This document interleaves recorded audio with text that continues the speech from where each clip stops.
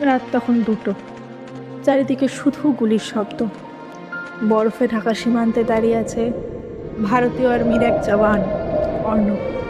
তার হাতে বন্দুক, কিন্তু চোখে ভয় না, ছিল একটা শুধু চিন্তা, মা এখনো জেগে আছে তো? অর্ণব পকেট থেকে ফোনটা বের করলো। নেটওয়ার্ক দেয়নি, তবু একটা কল গেল।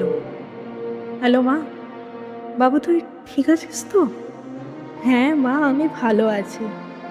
মায়ের কণ্ঠে চিন্তা স্পষ্ট ছিল, কারণ নিউজে তখনও দেখানো হচ্ছিল সীমান্তে ভয়ঙ্কর আক্রমণের খবর। বাবা, বাড়ি আয় না, বাড়ি আয়, অনেকদিন তোকে দেখিনি। অর্ণব একটু চুপ করে রইল। তার সামনে তখনও গুলি চলছে, 60-এর এক জওয়ান আহত হয়ে পড়ে আছে। অর্ণব ধীরে বলল, মা আমি ফিরব, কিন্তু যদি আমি না ফিরি। একদম কাঁদবে না। চুপ চুপ, কোন কথা মুখেও আনবি না, একদম না। মায়ের গলা কেঁপে উঠল। অর্ণব হালকা হেসে বলল, মা ছোটবেলায় তুমি বলেছিলে দেশকে ভালোবাসতে হয়, আজ সেই ভালোবাসার দায়িত্ব পালন করছি।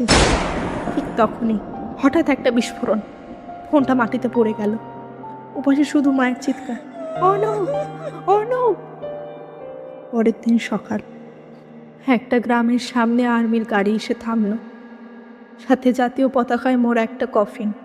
পুরো গ্রাম নিস্তব্ধ। অর্ণবের মা ধীরে ধীরে এলেন, চোখে জল, কিন্তু মুখে গর্ব।